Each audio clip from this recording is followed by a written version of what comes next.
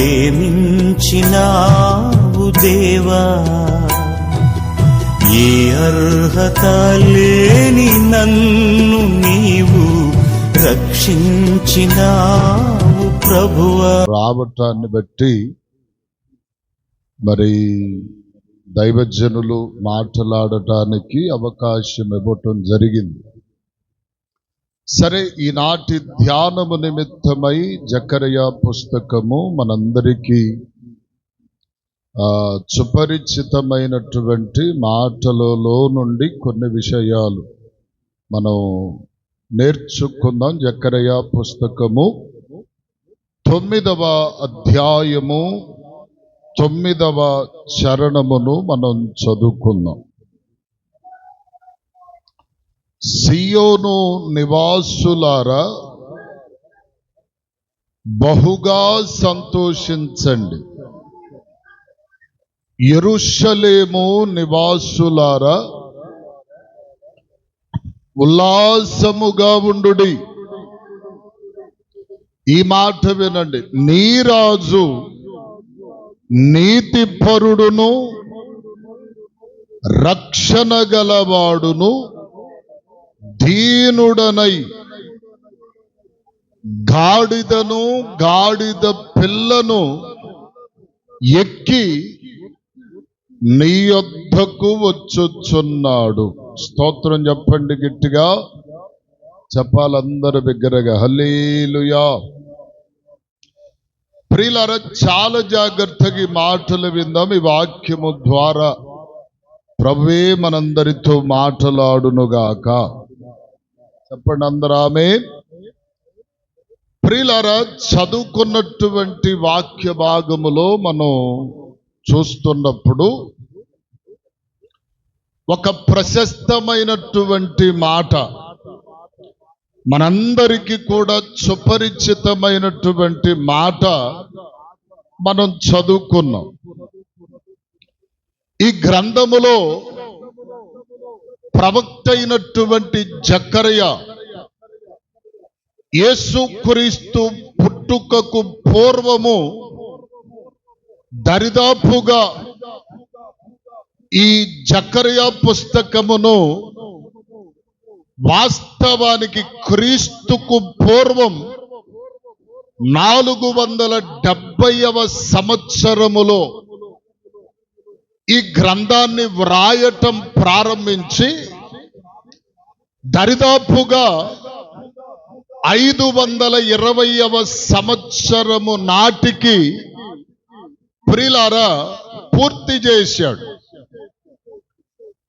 ఈ వ్రాయబడినటువంటి క్రీస్తుని గూర్చి ఈ ప్రవక్త ఏం చేస్తున్నాడంటే ప్రవచనమెత్తి మాట్లాడుతున్నాడు. ఎన్ని సంవత్సరముల క్రితకాలమే యేసుక్రీస్తు యొక్క రాకను గురించి, యెరూషలేములో ఒక ఉన్నతమైనటువంటి కార్యములు జరుగుటను గురించి ఎన్ని సంవత్సరముల క్రితకాలమే ప్రవచించాడు అంటే దాదాపుగా 520 సంవత్సరముల క్రితకాలమే ఇదిగో ఈ ప్రవచనమును జకర్యా గారు మాట్లాడాడు. స్తోత్రం చెప్పండి గట్టిగా.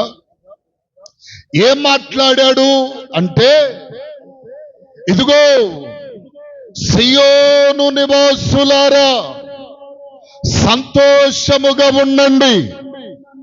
ఎందుకు సంతోషం? యెరూషలేము నివాసులారా ఉల్లాసముగా ఉండండి.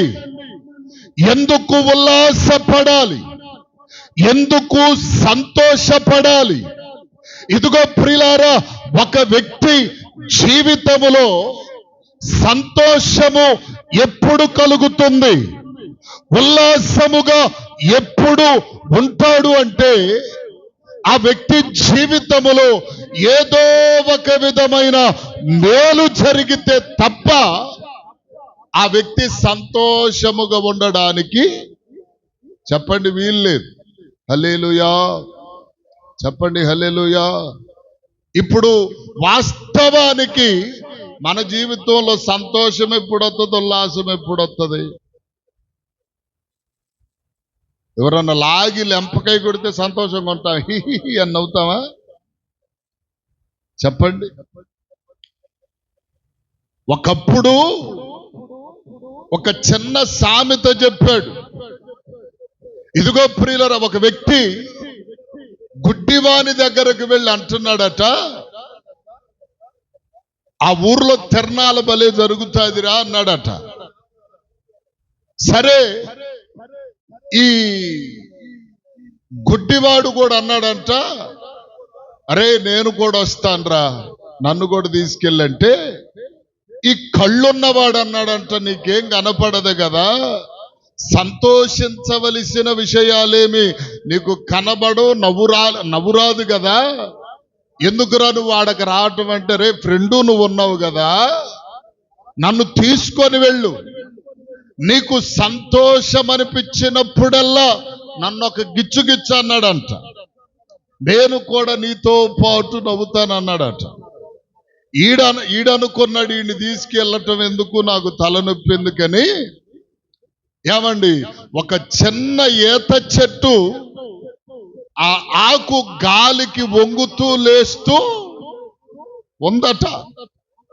ఉంటే వీడిని తీసుకొని వెళ్ళి బాధ్యపట్టలు వేపించి ఆ ముళ్ళు ఆకు వంగినప్పుడల్లా తన తొడ మీద గుచ్చుకుండేటట్లుగా కూర్చోబెట్టాడట. అది గాలి వచ్చినప్పుడల్లా ఏమవుతుంది, గాలికి ఆకు వంగుతుంది, తొడ మీద ఒక గుచ్చుతుంది, ఈడ అని నవ్వుతున్నాడు. ఏమండి, ఇప్పుడు అలాగే సంతోషం అనేది, ఉల్లాసం అనేటువంటిది ఒక మనిషి జీవితంలో ఎప్పుడు వస్తుంది అంటే ప్రియులారా, ఏదైనా మేలుకరమైనది జరిగినప్పుడు, ఒక శుభకార్యము, ఒక సంతోషకరమైన కార్యము ఏదో ఒకటి నీ జీవితములో గాని కుటుంబములో గాని జరిగినప్పుడు మాత్రమే మన జీవితములో సంతోషము, ఉల్లాసం కలుగుతాయి. హల్లెలూయా. ఎప్పుడైనా కలుగుతుంది అంటే కుదరదు కదా. ఇప్పుడు ఎవరైనా చచ్చిపోతే నవ్వొస్తుందా? మన ఇంట్లో వాడేదైనా దేవునికి స్తోత్రం కలుగును గాక, ఎల్ఐసి బీమా కడితే 1 కోటి రూపాయలు వస్తున్నాయంటే కొంచెం ఏముందలే అన్నట్టుగా ఉంటాం. లేకపోతే ఏది ఎట్టున్నా సరే బాధలో ఉన్నప్పుడు నవ్వు మాత్రము రా. ఎందుకు? ఇప్పుడు జకర్యా ప్రవక్త, ఇదిగో ప్రియులారా, యెరూషలేము నివాసులతో చెప్తున్నాడు, మీరు సంతోషముగా ఉండి ఉల్లాసముగా ఉండండి. ఎందుకని ఈ మాట పలుకుతున్నాడంటే, ఒకానొక దినమునకు నీ రాజు, నీ దేవుడు, ఇదిగో ప్రియులారా, నీ రక్షకుడు నీ మధ్యకు వస్తున్నాడు. ఎలా వస్తాడయ్యంటే, ఆయన రక్షణ గలవాడై దీనుడై నీ మధ్యకు గాడిద పిల్లను ఎక్కి వస్తున్నాడు అన్నాడు. హల్లెలూయా. చెప్పండి హల్లెలూయా. ఎందుకు సంతోషించాలా? ఎందుకు ఉల్లాసించాలా అంటే, నీ దేవుడు, నీ రక్షకుడు, ఇదిగో ప్రియులారా, ఏమండి, దీనుడై గాడిద పిల్లను ఎక్కి నీ మధ్యకు వస్తున్నాడు. ఆయన వస్తే నాకెందుకు సంతోషం? ఆయన రావటాన్ని బట్టి నాకెందుకు ఉల్లాసం అంటారా? అక్కడే చెప్తున్నటువంటి మాట ఏంటంటే, ఆయన దీనుడై నీ మధ్యకు, రక్షణ గలవాడై నీ మధ్యకు గాడిద పిల్లను ఎక్కి వస్తున్నాడు. దేవునికి స్తోత్రం చెప్పండి గట్టిగా. ఆయన ఎలాంటి వాడట? రాజు, నీకు రాజు. ఆ రాజు ఎలాంటి వాడంటే రక్షణ కలుగ చేయు వాడు. ఆయన ఆషామాషికి వాడు కాదు. అర్థం కాలా? ఆయనకేదో ఏమండి, ఇదిగో కొంత వ్యాయము చేసుకుంటే నీ జీవితములో ఏదో ఇచ్చేవాడు కాదు. కొంతమందిని మనం చూస్తాం, ఏమండి కొండలెక్కాల, ఏమండి చెట్లెక్కాల, పుట్టలెక్కాల, రకరకాలైన ఎక్కాలి. అన్నదానాలు, గోదానాలు, రకరకాలైన యాగాలు, బలికార్యములు చేయాలి. కానీ ఈయనకు నీవు చేయగలిగింది ఏమీ లేదు. ఆయన అంటున్నాడు ఏమనంటే కీర్తన పుస్తకములో 51వ కీర్తన అనుకుంటాను, అక్కడ అంటాడు 51వ కీర్తనలోనో, ప్రియులారా బలులను నేను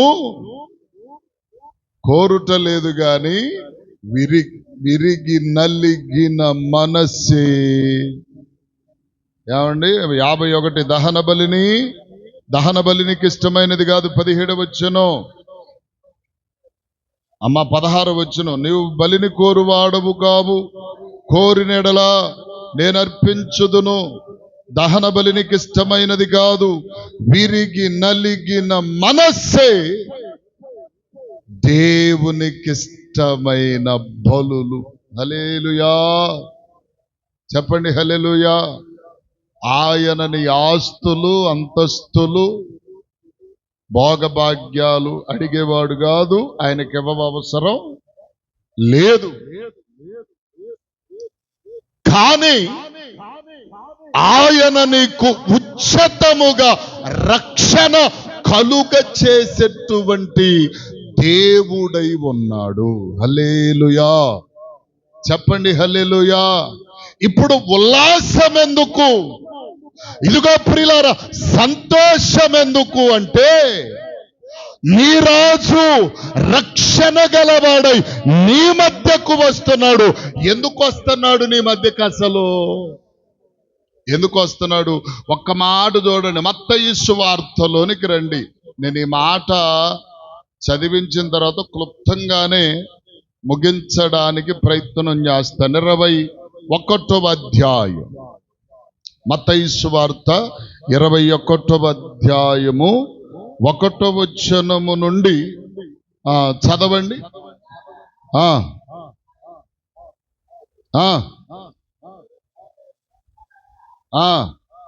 ఉన్న బెత్పేకు వచ్చినప్పుడు చూచి, మీరు మీ ఎదుటనున్న గ్రామమునకు వెళ్ళుడి. వెళ్ళగానే కట్టబడి ఉన్న గాడిదను దానితోనున్న ఒక గాడిద పిల్లయు మీకు కనబడును. వాటిని విప్పి నా యొద్దకు తోలుకొని రండని చెప్పాను. ఎవడైనను మీతో ఏమైనను అనిన ఎడల అవి ప్రభువునకు కావలసి ఉన్నవని చెప్పండి అన్నాడు. స్తోత్రం చెప్పండి గట్టిగా. ఇప్పుడు చూడండి, ఇక్కడ మనం జ్ఞాపకం చేసుకుంటే మొట్టమొదటి విషయం, ఆయన ఎందుకు వస్తున్నాడయ్యా అంటే కట్టబడినటువంటి గాడిద యొక్క బంధకములను విడుదల పరచి దానికి స్వేచ్ఛనివ్వడానికి వస్తున్నాడు. హల్లెలూయా. ఇప్పుడు గాడిద ఏం చేయబడింది చెప్పండి? గాడిద ఏం చేయబడింది? కట్టబడింది. గాడిద కట్టబడి ఉన్నది ప్రియులారా. ఇప్పుడు దేవుడు చెప్తున్నటువంటి మాట శిష్యులతో అంటున్నాడు, ఆ కట్టబడిన గాడిద పిల్లను మీరు విప్పుకొని నా యొద్దకు తీసుకొని రండి. ఎవడైనా సరే దానిని ఎందుకు విప్పుచున్నావని చెప్పి అడిగితే అది ప్రభువునకు కావాలి అన్నాడు. అంటే ఇప్పుడు ఈ గాడిద ఎవరయ్యా అంటే, ఈ గాడిద ఇదిగో ప్రియులారా పాపపు జీవితములో కట్టబడినటువంటి మనమే ఆ గాడిదలం. దేవునికి స్తోత్రం కలుగునుగాక. అంటే పాప బంధకములలో, లోకపు బంధకముల చేత కట్టబడినటువంటి వారిగా ఉన్నటువంటి వారమై ఉన్నాము మనం. ఇప్పుడు ఈ గాడిదే స్థానములు ఉందంటే కట్టబడింది, బంధింపబడింది. బంధింపబడినటువంటి గాడిద ఏం చేస్తుంది? ఇప్పుడు పొలాలన్నీ ప్రియులార పంటలన్నీ పూర్తిగా తీసివేశారు. ఇప్పుడు ఒక 3 నెలలో 4 నెలలో పొలాలన్నీ ఖాళీ అయితే కొంతమంది గొడ్డ కాడో, గొర్రెల కాడో, మేకల కాడో తిరగలేక ఏం చేస్తారంటే కొంచెం బారు తాడు ఒకటి తీసుకొచ్చి ఏమండి చేలో మధ్యలో ఒక పొలుగు పెట్టి దానికి గట్టేస్తాం అనుకుందాం. ఇప్పుడు ఇది చేలో పొలుగు అనుకోండి, సిలువ. దీనికి ఒక గేదెనో, మేకనో, గొర్రెనో గట్టేసాం. ఈ గొర్రె ఏం చేస్తుంది? దీని చుట్టూనే ఇక దీనికి ఇది తప్ప ప్రపంచం దానికి ఏమి తెలియదు. అంటే బంధకములో ఉన్నవాడు, బంధింపబడినవాడు, పాపపు స్థితిలో ఉన్నవాడు ఆ పాపములోనే ఉంటాడు తప్ప విడుదలనేటువంటిది అతని జీవితములో కలుగదు. గనుక ఆయన రాజుగా, రక్షకునిగా మన మధ్యకు వచ్చి మన పాపపు బంధకములను త్రెంచి ప్రియులారా విమోచన కలిగించుట కొరకై మన మధ్యకు ఆయన వస్తున్నాడు. స్తోత్రం చెప్తారు గట్టిగా. ఏమండి? హల్లెలూయా. ఎందుకు వచ్చాడు ఆయన? ఏమండి? యెషయా గ్రంథములోనికి రండి ఒకసారి. యెషయా గ్రంథము దయచేసి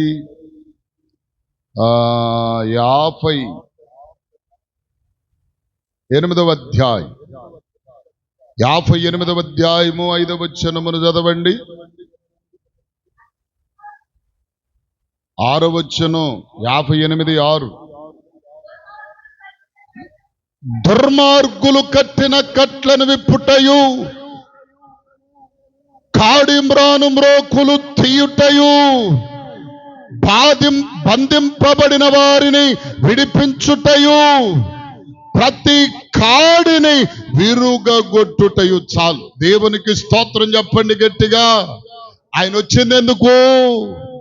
దుర్మార్గులు కట్టిన కట్లను, దుర్మార్గుడు అనగా ఎవరంటే సాతానుడు, పాపపు కట్లతో నిన్ను కట్టి ఇదిగో ప్రియులారా పాపపు స్థితిలో బంధించి ఉన్నప్పుడు ఆ బంధకాలను త్రెంచగలిగిన వాడు ఎవరంటే మన ప్రభువైన క్రీస్తు తప్ప వేరొకరు లేరు. దేవునికి స్తోత్రం కలుగునుగాక. ఏమండి? ఎవరైనా ఉన్నారా? ఏమండి? ఎవరైనా ఉన్నారా? ఇప్పుడు లోకములో ప్రియులారా చాలా మందిని మనము చూస్తాం. తాగుబోతు భర్తలుంటారు. ఆ తాగుబోతు తనము నుండి విడుదల పరచాలంటే భార్య బతిలాడినా మానడాడు. అవునా? మానతాడా? నేను మార్చాను అంటారు ఎవరన్నా. దేవుని స్తోత్రం.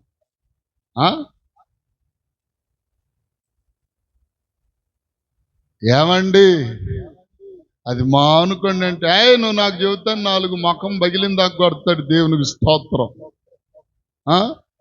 తెల్లారిలేక పెద్ద ముసుగేసిద్ది. ఆ ముసుగు తీది ఎక్కడన్నా దెబ్బలు కవిల్ని కనపడితే అక్కడ పెట్టిద్ది అన్నమాట. దేవునికి స్తోత్రం. ఎందుకంటే తాగొచ్చి మా ఆయన కొట్టాడని చెప్పకుండా సిగ్గుపోద్ది కదా.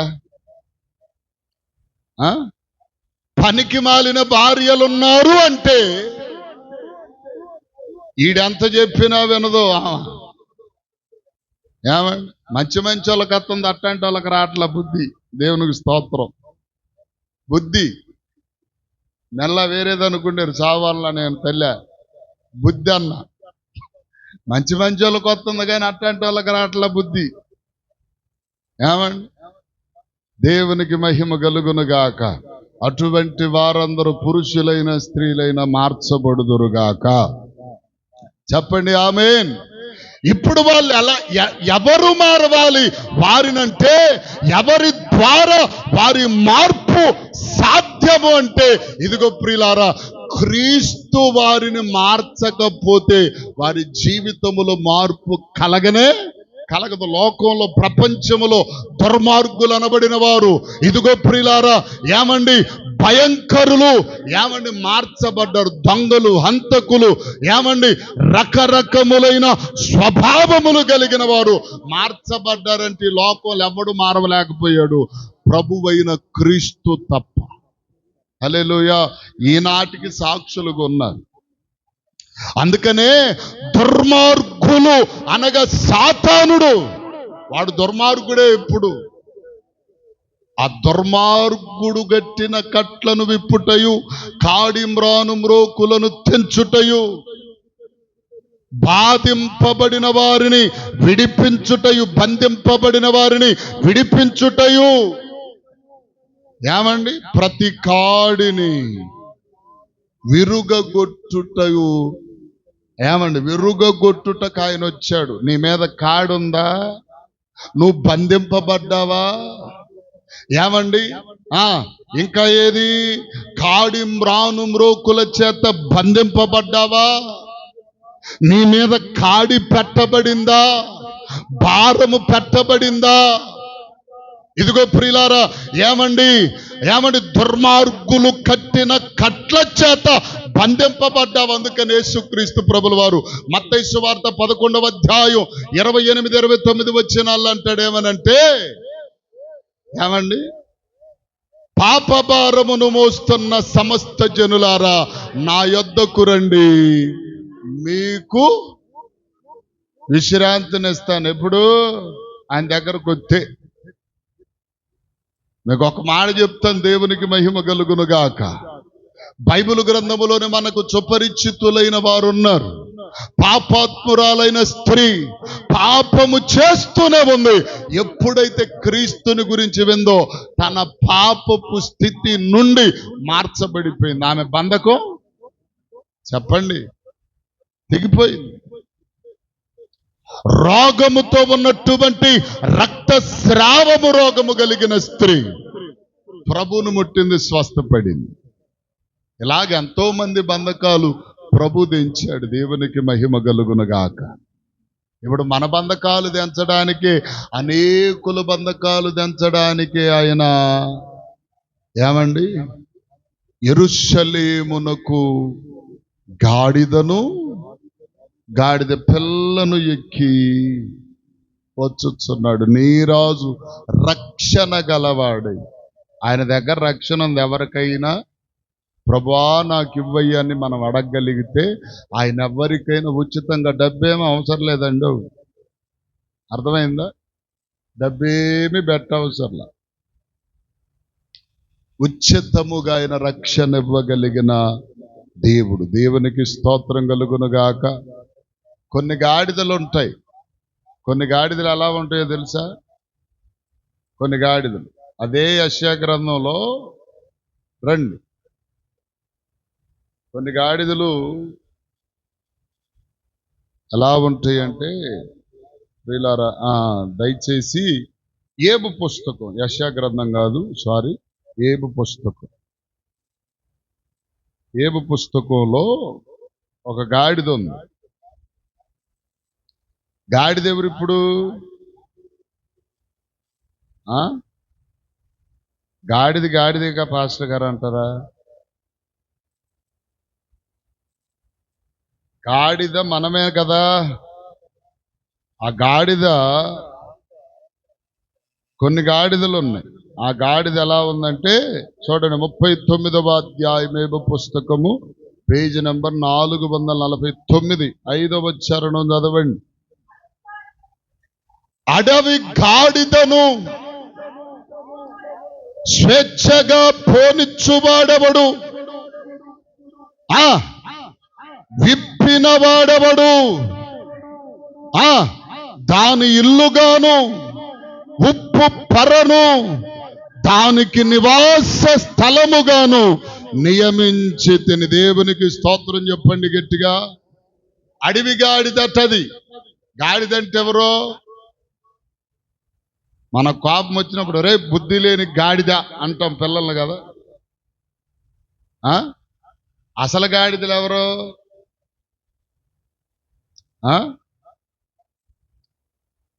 అసలు గాడిదలు ఎవరు? ఇప్పుడు బెసలేలు మొన్న ఒకసారి 2 రోజులు ఉన్నాడు, గుర్తుంది. ఈ మధ్య కాలంలో వచ్చేటప్పుడు ఈ రాహెలమ్మ గారు వాళ్ళ ఇంటికాడ ఒక బట్టల కుక్క ఉంటుంది. అది వంతెన మీద పడుకుంది. పొద్దున్న వస్తున్నాం, వంతెన మీద పడుకొని ఉంది. డాడీ ఈ కుక్క ఏంటి డాడీ అచ్చం రాఖీ లాగానుందా అన్నాడు. అట్టా ఇక్కడ రాఖీ ఉంది కదా, ఇక్కడ తెల్ల బట్టల కుక్క పెద్దది ఉంది. ఒరే రాఖీ లాగుందంటే దానికి పుట్టింది ఈ కుక్కరా, అందుకని అట్టుందరా అన్నా. అవునా డాడీ అన్నాడు. దాని పిల్ల కాబట్టి సేమ్ అదే పుట్టక పుట్టింది అన్న. మధ్యలో ఏదో ఒక మాట అన్న, దేనికోసరం అని అంటే వాడు అంటాడు, ఏమన్నాడు, డాడీ కుక్కదే దానికి సాలు పడితే నీ సాలు నాకు చెప్పండి. దాన్ని చాలా దూరం వేసాడు ఆలోచన. అట్లాగే కొంతమంది ఏం చేస్తున్నారంటే, ఇప్పుడు పిల్లలు ఏం చేస్తున్నారంటే, ఒరే గాడిదా అన్నామనుకో, నేను గాడిదైతే మరి కన్నాది ఎవరు? కన్నాది కూడా ఒరే కుక్క అన్నావు అనుకో, కన్నాది కూడా కుక్కేగా. మరి అది వాస్తవేగా. కుక్కలకే కుక్కలు పుడతాయి, మనుషులు పుడతాయి. అట్లాగే ఇప్పుడు అడవి గాడిదలు ఉన్నాయి. అడవి గాడిద అనగా ప్రియులారా, మనుష్యులలోనే దేవుడు చెప్పినట్లుగా మీరు కట్టబడిన గాడిదల వంటి వారిగా ఉన్నప్పుడు కొన్ని గాడిదలు ఉన్నాయి, అడవి గాడిద వలె ఉన్నాయి. ఈ అడవి గాడిద ఎలా ఉంటుందంటే, ఏమండి, అడవి గాడిద యొక్క స్వభావం, అడవి గాడిద యొక్క తత్వము ఎలాంటిదంటే దాని దగ్గరకు ఎవరిని కూడా రానిది. కాబట్టి వాళ్ళు ఏం చేస్తారంటే, అడవి గాడిదేమన్నా మనుషులు తిరిగే ప్రాంతములోనికి వస్తే దాన్ని రాళ్లతోనో కర్రలతోనో కొడతారు. ఒకవేళ బంధించి ఉంటే దాని కట్లను ఎవడైనా విప్పగలడా అన్నాడు అక్కడ. ఆ మాట విన్నారా? అడవి గాడిద దగ్గరికి కట్లు కట్టేసి బంధించి ఉంటే దగ్గరకు వెళ్ళామంటే కాళ్ళు 2 ఎత్తి మూతి పగిలిందాక దన్నిద్ది. అడవి గాడిద యొక్క స్వభావం. దాని దగ్గరకు వెళ్ళేటప్పుడు ఆటకాయితనంగా అల్లరి చిల్లరగా వెళ్ళకూడదు. ఎలా వెళ్ళాలంటే ప్రభు అందుకని అన్నాడు, దీనుడై. దాని దగ్గరికి వెళ్ళేటప్పుడు ఎలా వెళ్ళాలా? పొడి చేస్తాను అన్నట్టు వెళ్ళకూడదు. యేసు ప్రభు వారు లో ఉన్నటువంటి ఆ దీనత్వం ఎలాంటిదో తెలుసా? రాక్షసులనైనా మార్చగలిగినంత దీనత్వము ప్రభులో ఉంది. సామెతలు అంటాడు, మృదువైన మాటట కోపాన్ని చల్లార్చేస్తుంది. నువ్వు కోపంలో ఉన్నావా, ఆగ్రహంలో ఉన్నావా, బీపీ వచ్చి ఉన్నావా? కొంతమందికి ఈ మధ్య 300 కూడా ఉంటుంది బీపీ. దేవునికి స్తోత్రం. ఏమంటే ఎంత బీపీలు ఉన్నా, ఎంత కోపంలో ఉన్నా ప్రభు ఏం చేస్తాడంటే నిన్ను శుభ్రంగా కూల్ చేస్తాడు. దేవునికి మహిమ కలుగును గాక. చెప్పండి. ఆయన రక్షణ గలవాడును, రెండవది దీనుడు అంటే ఏమండి, ప్రభు మాట్లాడేది ఎలా మాట్లాడతాడు? ఇష్టారాజ్యంగాను, ఎలాగుబడితే అలాగును. ఏమండి, దుర్భాషలాడుతాను దేవుడు మాట్లాడు. ఆయన మాటలాడే మాట ఎలా ఉంటుందంటే, ప్రతి మాట ఇదిగో విలువైనది, కోట్ల రూపాయలు పెట్టిన కొనుక్కోలేనటువంటి మాటలవి. దేవునికి మహిమ కలుగును గాక. చెప్పండి హల్లెలూయా. ఇప్పుడు అడవిగాడిద దగ్గరికి వెళ్ళాలంటే ఎవడైనా అక్కడ అన్నాడు చూడండి, అడవిగాడిద కట్లను విప్పగలవాడెవ్వడు, ఎవడు లేడు. అర్థం కాల. ఇప్పుడు సపోజ్ నేను సేవకుడిని అయ్యానని చెప్పి సేవకుడు వెళ్ళినా సరే కొంతమందిని చూస్తూ ఉంటాను, ఎక్కడికన్నా వెళ్తే వాళ్ళల్లో ఉన్న చాతుర్యం అంతా చూపిస్తారు. చూసారా, వాళ్ళు ప్రభావాలు, వాళ్ళ ఆధిక్యతలు. నేను అంటాను, నేను అనుకుంటా, నిజంగా చెప్తున్నా, నేను అనుకుంటా, నేను కూడా ఒకప్పుడులాగా ఉంటే నీకు సరిగ్గా సమలెవలుగా చెప్పేవాడిని సమాధానం. నాలో అప్పుడున్నటువంటి స్థితి ఇప్పుడు లేదు, కాబట్టే వదిలిపెట్టేసి. పౌలు గారు ఒకప్పుడు రాక్షసునిగా, బైబిల్ గ్రంథం అంతట్లో మీరు చూడండి, బైబిల్ గ్రంథములో ప్రవక్తలు గాని దేవుని శిష్యులు గాని ఎవరైనా సరి అయిన పని లేని వారు కాదు, సరిగ్గా శ్రమ పడలేని వారు కాదు. ఇంకొక విషయం చూస్తే భయంకరమైనటువంటి వ్యక్తులే సేవకులయ్యారు, ప్రవక్తలయ్యారు. మోషే, మొట్టమొదటి ప్రవక్త మోషే అలాంటి వాడు. ఏమండి, మంచిగా కోటలో సింహాసనం మీద కూర్చుండేవాడు కాదు. ఇంజనీరింగ్ ఆ యొక్క ఏమండి ఐగుప్తు దేశానికే, ఆ బిల్డింగ్లన్నీ ఐగుప్తు దేశంలో కట్టబడిన కోటలన్నిటికీ ప్లానింగ్ ఎవరంటే మోషేనే. అర్థమైందా? 40 రాత్రుంబగళ్ళు దేవుని కొరకు ఉపవాసం ఉండగలిగిన వాడు, శ్రమ పడగలిగిన వాడు. ఇదిగో ప్రియులారా, దేవుని ప్రజలైన ఇశ్రాయేలులను 30 లక్షల కాలు బలగమును శ్రమ అనుకోకుండా నడిపించిన వ్యక్తి. సామాన్యమైనటువంటి 10 మంది ఉంటేనే 10 మందిని 10 ఆలోచనలు. ఈరోజు 10 మందిని కూడా క్రమపరచలేము, కానీ 30 లక్షల మందిని నడిపించాడు ఆయన. అంటే అంతటి ఉన్నతమైన ఆలోచన ఉందో చూడండి, అంతటి విధి విధానం. మరి లేకపోతే సంసోను చూడండి, ఏమండి, తర్వాత సమూయేలును చూడండి, ఏలీని చూడండి, ఎలీషాను చూడండి, ఎవరినన్నా చూడండి. ఒక్కొక్కరి చరిత్రలో ఒక్కొక్కరిది చాలా విధమైన పరిస్థితి. ఇంకొక మాట చెప్పాలంటే మోషే అంతకుడు. మోషేవుడు ఎవరండి? అంతకుడా కాదా? అంతకుడా? ఎవరు చంపాడు?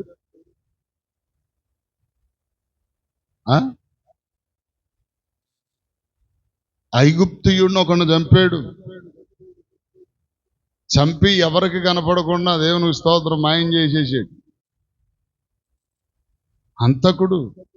మరి పౌలేంటి? సాత్వికుడా? పౌలు కూడా పెద్ద అంతకుడు, దేవునికి స్తోత్రం. క్రైస్తవుల్ని చాలా మందిని ఓసకోత కోసినటువంటి వాడు సౌలుగా ఉన్నప్పుడు, పౌలుగా ఉన్నప్పుడు జైలు, పౌలుగా మారిన తర్వాత ఇతను చంపడానికి వస్తే, సహోదరులారా మీరు నన్ను చంపాలనుకుంటే చంపండి, దేవుని కొరకు నేను చంపగలను. దేవునికి స్తోత్రం. ఈరోజు లోకంలో ఉన్న చాలా మంది సేవకులలో ఒక్కొక్కరిది ఒక్కొక్క చరిత్ర, కనపడని చరిత్ర. దొంగలు ఉన్నారు, వ్యభిచారులు ఉన్నారు, భయంకరమైన మటర్లు చేసి వచ్చిన వాళ్ళు ఉన్నారు. అర్థం కాల, చాలా రకాలు. దేవునికి స్తోత్రం. అర్థం కాల. అందుకనే ఇప్పుడు ఆ అడవిగాడిద కట్లను విప్పగలిగిన వారెవరంటే మన ప్రభువైన క్రీస్తు మాత్రమే. అయితే రెండవదిగా ఇప్పుడు ఈయన ఏం చేస్తున్నాడంటే గాడిద మీద ఎక్కువ వస్తున్నాడు. దేని మీద? గాడిద మీద. గాడిద ఏంటి? ప్రభు యొక్క వాహనమా? గుర్రాలు ఉండే కదా, గుర్రం మీద రావచ్చుగా, రాజుకు తగినట్టుగా ఉండేది. ఇప్పుడు రాజుగా వస్తున్నాడని చెప్పాడు కదా, ఆయన నీ రాజు, నీ యొద్దకు వస్తున్నాడు. ఇప్పుడు రాజులు ఆనాటి దినములలో వాడినటువంటి వాహనముగా ఏదుందంటే గుర్రం ఉంది కదా. గుర్రము మీద వస్తే గౌరవముగా చూడడానికి ఒక ఉన్నతమైనటువంటి రీతిలో ఉంటది కదా. గుర్రం మీద రాలేదేంది యేసు ప్రభు, గాడిద మీద వచ్చాడు. ఏంటంటే గుర్రం మీద వస్తే రాజుగా వచ్చాడు కాబట్టి ప్రజలు ఆయన దగ్గరకు రావడానికి లేదు. రాజును సమీపించడానికి, కష్ట సుఖాలు మాట్లాడడానికి, ఏమండి రాజు దగ్గరకు వచ్చి ముఖ దర్శనమును చేసుకొని రాజుతోనే ముచ్చడించడానికి అవకాశం లేదు. కాబట్టి నీ రాజు ఎలా వచ్చాడంటే తన్ను తాను తగ్గించుకొని,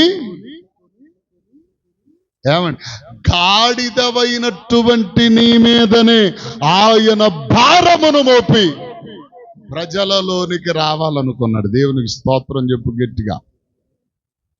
నువ్వు ఆయన భారాన్ని మొయ్యాలి కదా. ఏడ మోస్తామండి అంటారా? మా భారాలు మేము మోసుకోవటానికే చేస్తున్నాం, ఇంకా ఆయన భారం ఏం మొయ్యి అనేవాళ్ళు లేరా? పాట ఒకటి ఉంది, ఎంత దూరమైన అది ఎంత భారమైన, ఎంత దూరమైన అది ఎంత భారమైన, యేసు వైపు చూడు నీ భారమంత తీరు, యేసు వైపు చూడు నీ భారమంత తీరు, ఎంత దూరమైన అది ఎంత భారమైన, ఎంత దూరమైన అది ఎంత భారమైన. దేవునికి స్తోత్రం. ఈరోజు దేవుని భారమును మోయటం లేదు అంటే, మోయలేకపోతున్నామంటే మన జీవితాలు ఎవరి వైపు చూస్తల్లా చెప్పండి. ప్రతి చిన్న సమస్య ఎంత పెద్ద కనపడుతుందంటే కారణం ఏంటంటే ఆయన వైపు మనం చూడటల్లా, ఆయన వైపు మనం చూడటల్లా. అర్థం కావట్లే. ఏదైనా సమస్య రాగానే మనుషుల వైపు చూస్తాం. ఏదన్నా బాధ కలగంగానే మనుషులతో చెప్పుకుంటాం. అబ్రాము జీవితంలో ఏ పరిస్థితి వచ్చినా మనుషులు ఎవ్వరికి చెప్పేవాడు కాదట. ఆకాశం ఉంది కన్నులెత్తి చూసేవాడట. అయ్యా నువ్వు తప్ప నాకు దిక్కేది లేదని. అంతే, ప్రతి సమస్యకు అంది స్పాట్లో ఏమండి ఫుల్ స్టాప్ పెట్టేసేవాడు దేవుడు. చూడండి, ఇప్పుడు ఆయన భారము ఆ గాడిద మీద మోపబడింది. ఆ గాడిద ఇప్పుడేం చేస్తుంది? యెరూషలేము వీధుల్లో, యెరూషలేము ప్రాంతమంతటిలో ప్రతి ప్రజానీకము దగ్గరకు వెళ్ళింది. ప్రతి కుటుంబమును దర్శిస్తూ ప్రభు భారమును మోస్తూ ప్రభుని అనేకులకు పరిచయం చేస్తూ ఈ గాడిద వెళ్ళిందండి. స్తోత్రం చెప్తారు గట్టిగా. మనం కూడా గాడిదలమే కానీ దేవుని భారమును మోయగలిగిన గాడిదలము కాదు. ఒకవేళ దేవుని భారము మన మీద ఉన్నా సరే ఏ వీధికి వెళ్ళం, ఏ కుటుంబము దగ్గరికి దేవుణ్ణి తీసుకొని వెళ్ళం, ఏ వ్యక్తికి పరిచయము చెప్పండి. ఇప్పుడు ఒక హైకోర్టు తీర్పు వచ్చిందని చెప్పాను కదా, మొన్న కూడా చెప్పాను.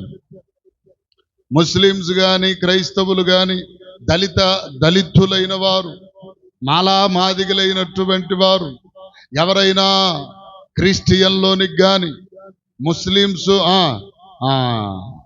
ఏమంటారు వాళ్ళని, ముస్లిమ్సే కదా,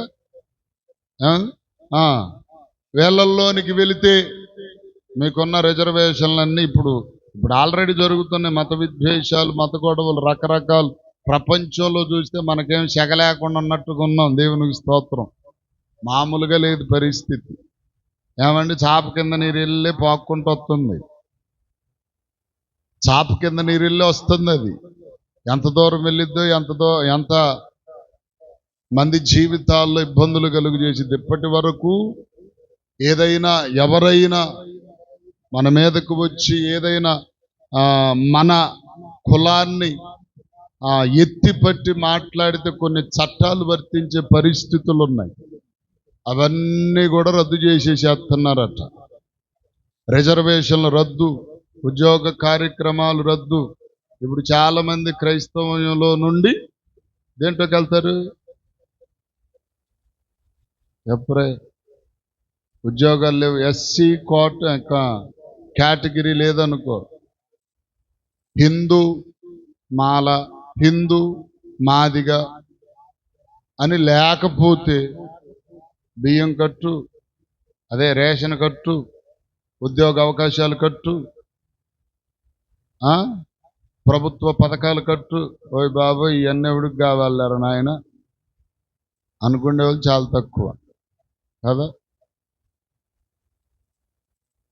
ఇప్పుడు నేనంటాను, దేవుని రాకడ సమీపములో ఉంది. అందుకని ఇవన్నీ ఇప్పుడు భీమవరం దగ్గర ఉండి అనేటువంటి ప్రాంతం ఉంది, త్రిబులార్ అంట. ఆయన ఎవరో, ఆయన గారు 1800 ఇళ్లను కూల్చాడంట. ఎవరి? మాల కమ్యూనిటీకి చెందినటువంటి వారివి కానీ, మాదిగ కమ్యూనిటీకి చెందిన వారి కానీ 1800 ఇళ్లను కూల్చేశాడట. ఎందుకు? అడ్డం వచ్చాయని కాదు, అదొక విద్వేషం. రెండోది, దరిదాపుగా 14 చర్చిలు కూల్చాడంట ఆ పరిధిలో. అర్థం కావట్లా. 9 ఆల్రెడీ కూల్చాడు, ఇంకా 4 5 నోటీసులు పంపించాడంట. రాష్ట్రములో మన ఆంధ్ర రాష్ట్రంలో చాలా గలిబిలి వాతావరణం. మరి ఎట్టకేలకు ఏమవుతుందో తెలియదు. నిజ క్రైస్తవులు అప్పుడు తేల్తారు. ఇప్పుడే జల్లిడి వేస్తున్నాడు ప్రభు. జల్లిడి ఇప్పుడే పట్టుకున్నాడు, జల్లిడి వేస్తాడు. జల్లిడి వేస్తే అయ్యో నాకు పదవులు కావాలి, ఉద్యోగాలు కావాలి, రేషన్ కావాలి, అన్నీ కావాలనుకున్నాడు. ముందుగా ఏమవుతాడు? ఆ జల్లిల్లో ఉన్న రంధ్రాల నుండి జారి కింద పడిపోతాడు. ఏమొద్దు ప్రభు నీతోనే ఉంటానన్నాడు, జల్లిల్లో ఉంటాడు. దేవునికి స్తోత్రం. అర్థం కాలే. అందుకని ఆయన చాట ఆయన చేతిలో ఉంది. ఇప్పుడు జరుగుతున్నాడు. దేవునికి స్తోత్రం. తప్ప ఇవన్నీ గాలికి ఎగిరి అవకాడ పడతాయి, మంచి గింజలన్నీ చాటలో ఉంటాయి. అందుకని ఇక్కడ మనం చూడగలిగితే ఆయన గాడిదనెక్కి రావడానికి గల కారణం, ఆయన నీతో స్నేహం చెయ్యాలని, ఆయనతో నిన్ను కూడా సమానముగా చూడాలని. ఏమండి? ఆయన ప్రక్కనే నిన్ను కూర్చుండబెట్టుకోవాలని ప్రభు యొక్క ఆశ. అందుకనే నీ మీద ఆయన భారమును మోపయ్యా, నువ్వు ప్రతి స్థలమునకు, ప్రతి వీధికి తిరుగు. ఏమండి? ప్రతి ఒక్క కుటుంబానికి సువార్త చెప్పు అన్నాడు. కానీ మనకే ఒళ్ళు బతకాలి. తిన్నామంటే ఒళ్ళు కాసేపు చెప్పరే, కాసేపు పడుకుంటే కానీ తెప్పరలేదు ఫ్యాన్. దేవునికి స్తోత్రం కలుగునుగా. నీ జీవితంలో నీ విశ్వాస యాత్ర ముగించబడిలో ఒక్కరికైనా సువార్త చెప్పి ఒక్క ఆత్మనన్న రక్షించడానికి ప్రయత్నం చెయ్యాలి. లేకపోతే విశ్వాస జీవితానికి అర్థం లేదు ప్రియులారా. ఎవరైనా వచ్చి మీకు ఇప్పుడు ఏదన్నా ఒక స్కీమ్ పెట్టి మీరు ఒక నలుగురిని చేరిస్తే, మీరు చేరి ఒక నలుగురిని కానీ ఒక 10 మందిని కానీ చేరిస్తే 1 లక్ష రూపాయలు ఇస్తామంటే తెల్లారేపాటికి దేవునికి స్తోత్రం, మగోళ్ళ సంగతి అక్కడ పెట్టండి, స్త్రీలే బ్యాగులు పట్టుకుని ఊరూరు బయలుదేరుతారు. ఏసు రక్తం యజ్జయం యానిమేటర్ల లాగా గ్రూపును తయారు చేయటానికి. అమ్మా చేరండి అమ్మా, మంచిదమ్మా, నువ్వు చేరి నలుగురిని చేర్చు, నీకు కూడా 1 లక్ష రూపాయలు వస్తాయి అంటారు అనుకో. వాళ్ళకు కూడా ఎంత, ప్రపంచం అంతా 10 రోజుల్లో వ్యాప్తి చెందేసింది, కరోనా వైరస్ వ్యాప్తి చెందినట్టుగా. అర్థం కాల. దేవుని పని చేయమంటే చిలకలూరిపేటలో ఒక అక్క ఉంది. చిలకలూరిపేటలో ఒక అక్క ఉంది, విశ్వాసి, పాస్టర్ గారి కోడలు. కానీ ఆ చర్చిలో వెళ్ళదు, ఇంకొక చర్చికి వస్తున్నామా. పాస్టర్ గారి కోడలంట చిలకలూరిపేట తండ్రి సన్నిధి మినిస్ట్రీస్లో ఇంచుమించుగా 6,000 మందిని పోగేసిందంట ఒక్క స్త్రీ. ఎంతమందిని చెప్పరే? 6,000 మందిని. 6,000 మందిని 3,000 మందిని మొత్తానికి అంకి గుర్తులేదు, కానీ అంతమంది విశ్వాసులను పోగు చేసిందంట. ఏమండి? అట్లాగే మనం కూడా దేవుని భారమును మోస్తూ ప్రతి వీధి ప్రతి కుటుంబాన్ని దర్శించాలి, వారికి చెప్పగలగాలి, ప్రభు మాటలను వారికి తెలియచేయగలగాలి. మూడవదికి మాట ఒక్కటి చెప్పి నేను ముగిస్తాను. అక్కడ ఏమన్నాడంటే చాలా విషయాలు ఉన్నాయి కానీ అన్ని చెప్పను. ఆఖరిగా ఉన్నటువంటి మాట ఏంటంటే, ఇప్పుడు ఆ వీధుల్లోనికి గాడిద మీద ఎక్కి వెళుతున్నటువంటి ప్రభుకి వాళ్ళందరూ ఎలా స్వాగతం పలికారండి? ఎలా స్వాగతం పలికారు? ప్రభు మన మధ్యకు వస్తున్నాడు, ఆయన రాజుగా వస్తున్నాడు, రక్షకునిగా వస్తున్నాడు. కాబట్టి ఏదో గుమ్మంలో నుండి చివరి వస్తున్నారన్నట్టు చూసి వెళ్దాం అనుకోలే. వాళ్ళు ఏం చేశారో తెలుసా? వారి వస్త్రములను తెచ్చి దారి పొడుగుతన పరిచారట. కాలు కింద పెట్టనివ్వలేదు ప్రభు, కాలు ఎక్కడ పెట్టనివ్వలేదు, మట్టిలో పెట్టనివ్వలేదు. ప్రభుని అంత గౌరవించారు ఆ ప్రజలంతా. ఏమండి? అంతేకాదు, బట్టలే కాదు, ఏమండి, ఖర్జూరపు మట్టలను తీసుకొని వచ్చి దారి పొడుగుతన పరిచారు. అంటే ఇప్పుడు ప్రభు వారికే దక్కిందా గౌరవం? ఇంకెవరికన్నా దక్కిందా? చెప్పాలి, ఈ మాట ఒక్కడు చెప్పండి. ఆయనకే దక్కిందా? మరి ప్రభువును మోసిన గాడిద ఎక్కడ నడిచింది? పెంట కుప్పల్లో తిరిగే గాడిద, పనికి మాలిన చెత్తా చెదారం తినే గాడిద, ప్రజల్లో విలువ సలువు లేనటువంటి గాడిద. ఈ గాడిద ఏమండి ఇప్పుడు ఎక్కడ నడుస్తుంది? మట్టి రోడ్డు మీద కాదు. ఎక్కడ నడుస్తుంది? పరచబడినటువంటి బట్టల మీద, పరచబడినటువంటి ఏమండి ఖర్జూరపు మట్టల మీద. కాలు ప్రభుని కింద పెట్టనివ్వలేదు, ప్రభువుని మోసేటువంటి గాడిదను పెట్టనలేదు. ఇక్కడ విషయాన్ని మీరు బాగా అర్థం చేసుకోవాలి. ప్రభువుని ఎవరైతే మోస్తారో, ఆయన భారమును ఎవరైతే మోస్తారో, వారి జీవితములు ఎంతటి విలువను సంపాదించుకుంటారో తెలుసా? స్తోత్రం చెప్పండి ఒకసారి. ఎంతటి ఘనత వస్తుందో తెలుసా? నువ్వు కోట్లు సంపాదించిన నీకు రాదా ఘనత? ఒకవేళ కోట్లు సంపాదిస్తే ప్రజలు వచ్చి నిన్ను మెచ్చుకుంటారు, నీ ఎదుట మెచ్చుకుంటారు. పక్కకెళ్ళి ఏం చేయకపోతే ఎంత ఏడ సంపాదించారో, ఎంతమందిని ముంచారో అనుకునేవాళ్ళు లేరా?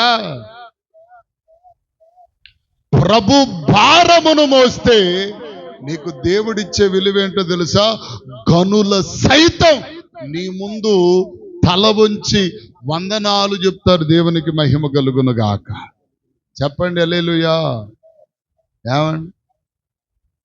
ప్రపంచంలో పెద్ద ఉద్యోగం ఏదన్నా ఉందా అంటే ఏదుంది? ఏదమ్మా? మొత్తం డబ్బులు ఆయన దగ్గరే ఉంటాయి. బ్యాంకు చెప్పండి, మనం రోజు